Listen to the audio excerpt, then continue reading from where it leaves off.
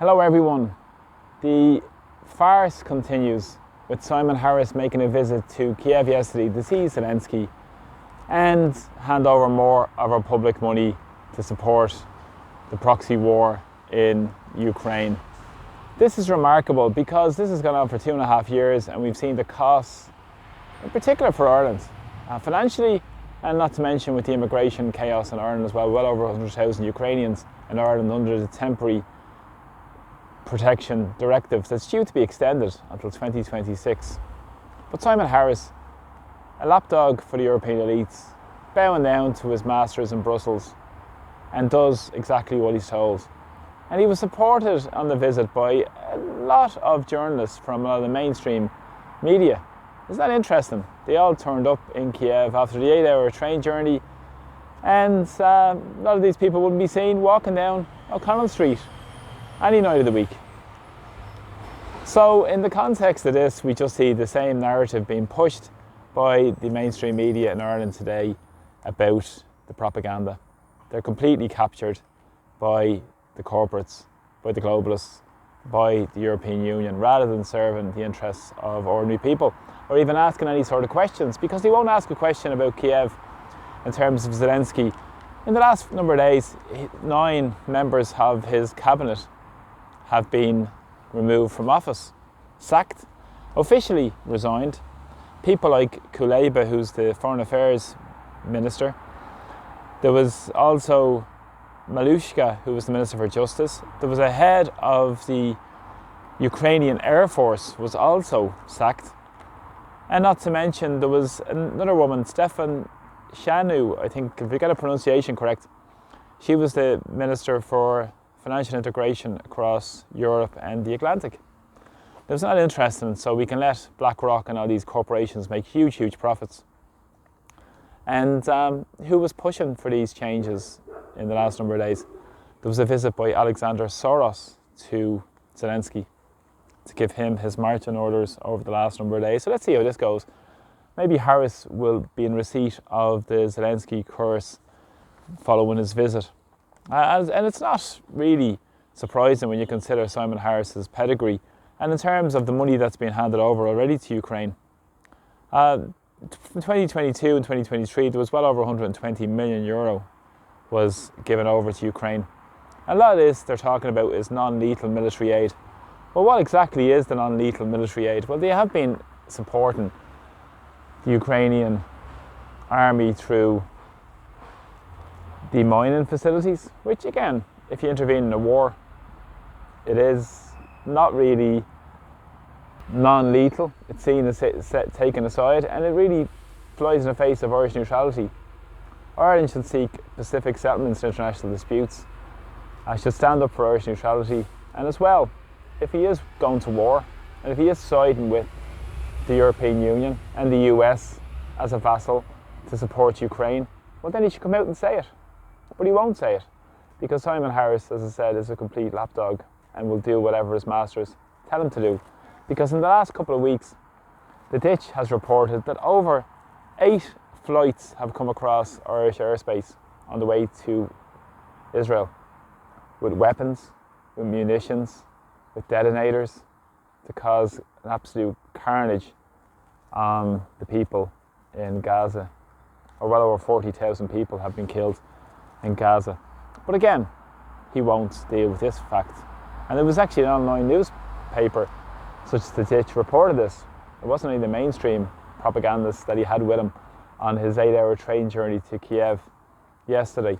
And also it's very interesting because the 36 million that was handed over yesterday in a multi-million euro deal, and not to mention a multi-year deal, and the talk was all about humanitarian aid. Well, let's drill down through some of these figures, and it is pretty revealing when you see these figures who exactly they go to. Through the breakdown of these figures, quite a number and quite a few million went towards the UN humanitarian fund. About 8 to 10 million went towards that. The Red Cross as well, about 8 million went to the Red Cross. There are huge corruption claims within the Red Cross in Ukraine as well that have been well researched, well in advance of the 2022 invasion by Russia.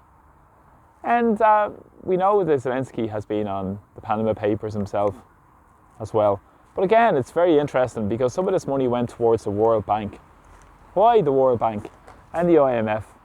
Up to 5 million of this have been on these funds for the Ukraine Capital Development Fund and a Moldovan Capital Investment Fund also as well, to get them prepared and get them resilient and get them competitive for when they come into the European Union. What's this all about? The great free market. Ukraine is completely decimated economically, and the sanctions obviously are having a huge impact on the European Union as well. We can see that with the higher energy costs. We can see it in Germany with Volkswagen hitting the skids under Olaf Scholz's stewardship, which is just, you couldn't make this up. But again, this won't be reported in the mainstream media. And it's also interesting because over 1 million has been handed over through this Peace and Stability Fund. And Joseph Borrell, the High Commissioner for Foreign Affairs in Europe, has been raiding this fund for weapons of war. And at the same time, Ukraine are now saying they're going into the weapons market, where they're selling weapons they're making in Ukraine.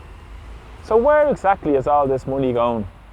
Into the money laundering machine that is Ukraine, into the complete corrupt regime that Zelensky has, controlled by the globalists, controlled by the big financial interests, the big financial powerhouses like BlackRock, Vanguard, State Street, who call the shots, and ordinary people pick up the tab, and the military-industrial complex are making huge, huge profits from it.